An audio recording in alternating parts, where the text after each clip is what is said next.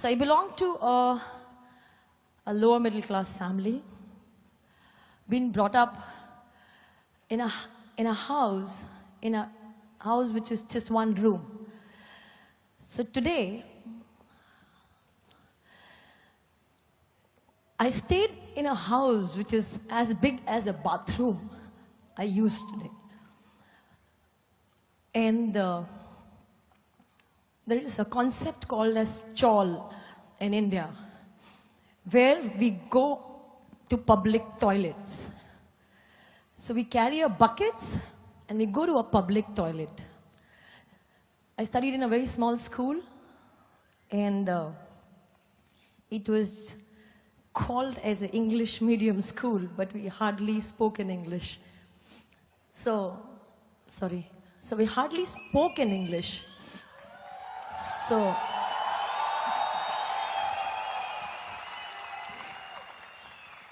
and my parents both were working. They were central government employees. And they really worked hard to bring me up. And because they couldn't manage much from whatever they used to earn, I have seen my parents doing part-time business. And the part-time business used to be selling saris in local trains. So they have done a lot.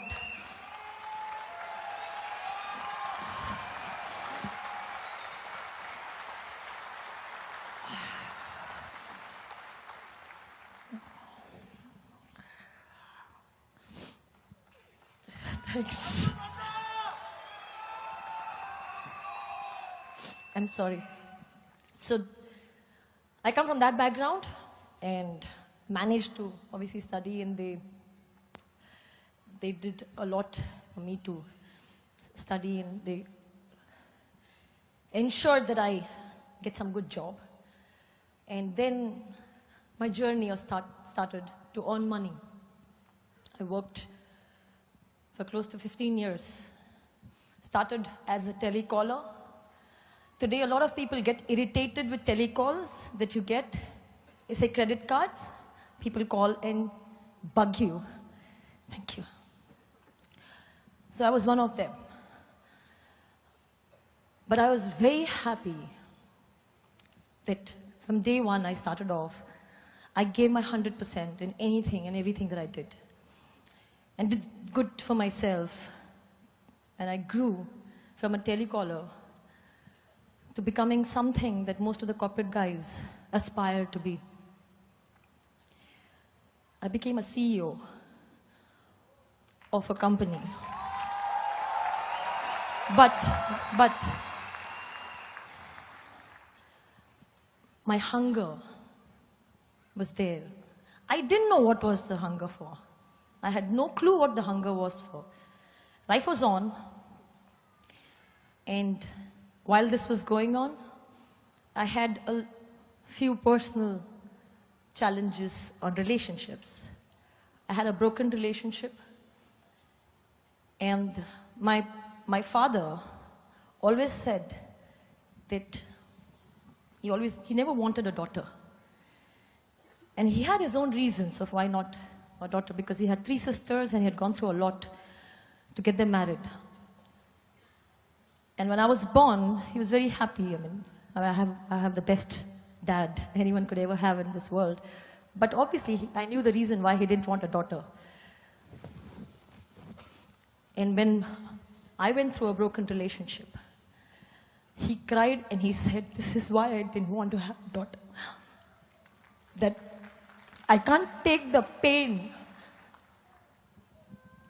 I didn't want to take this pain." He's already seen his sister going through something. And when I saw my dad saying that, is when I got angry. And I took a decision. And I think that decision has got me here. From the day I took the decision, I think I was figuring out how do I do something in life that I have my own. I see success. When I said that I was angry and I was hungry, I'll tell you what I was angry about. I was angry about the way things were around me. Okay? So how many of them are angry? Okay. So I'll tell you what I did.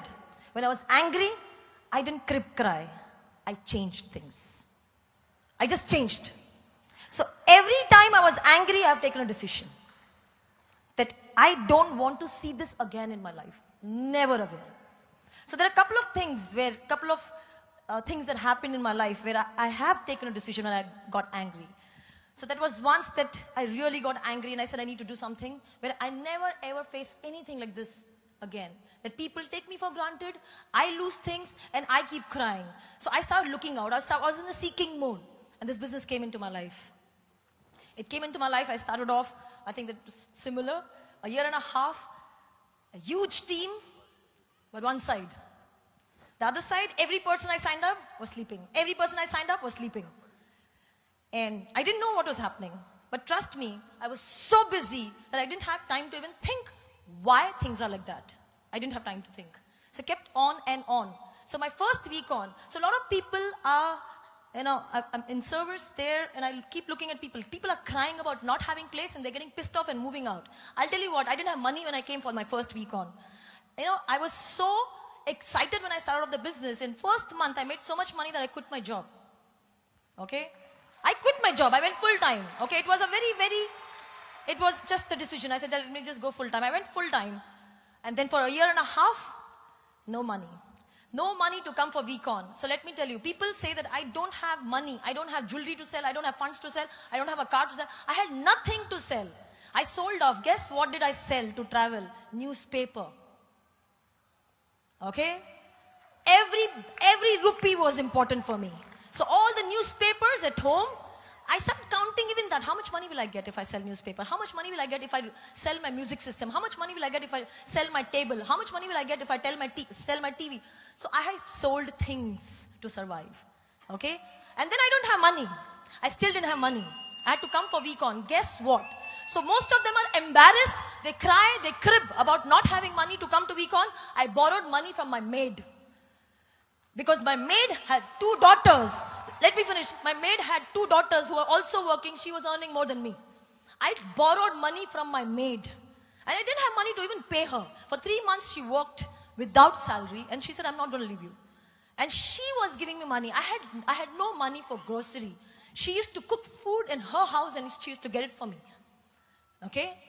But at that time, most of them, if go through something like this, they feel sad and bad and low. You know what I told my maid? I said, just give me some time. Okay? You there for me, I'll be there for you all your life. And both her daughters, one daughter quit the maid's job today. She's a topper in the school. Okay? The second daughter has got married. I've got her married and she's got a daughter and she's happy with her family. So, most of them think that how can I borrow money? I didn't feel ashamed. I knew that she had something which I didn't have at that time. But what I could do, she can never do. So I knew I was going to do something for her as well. I knew what I was doing. So I was confident that I'm going to do it. It was not about company project. It was about me being confident. I was sure. And that's how I started off. A year and a half, and then the other side started off, and then no looking back. Oh, it doesn't stop there. Everything was going on fine, huge team, edified, blah, blah, blah, all happening. And suddenly something shakes.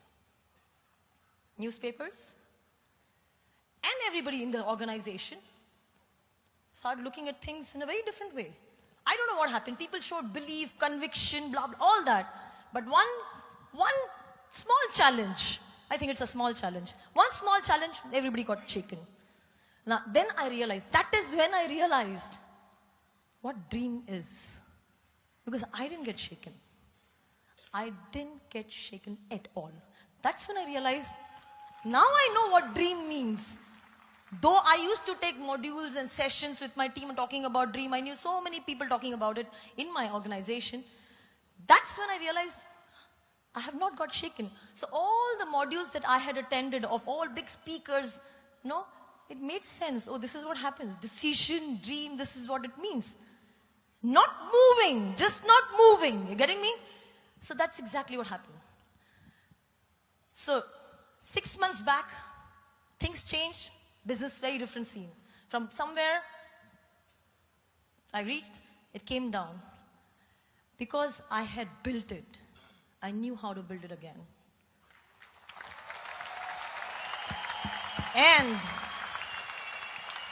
And I made another decision. I was angry again. I made another decision. And I said, India team is gonna rock in this VCON. It's gonna fucking rock in this VCON. That's all I decided. We're gonna scream so loud, it's gonna shake. So there's only one thing I wanna say. I wanna end with one thing. One thing. There's one Hindi poetry I wanna say. Okay? जिंदगी तो अपने कंधों पे चलती है यारो. जिंदगी तो अपने कंधों पे चलती है यारो. औरों के कंधों पे तो जनाजे उठते हैं. Thank you so much. Yeah. Good.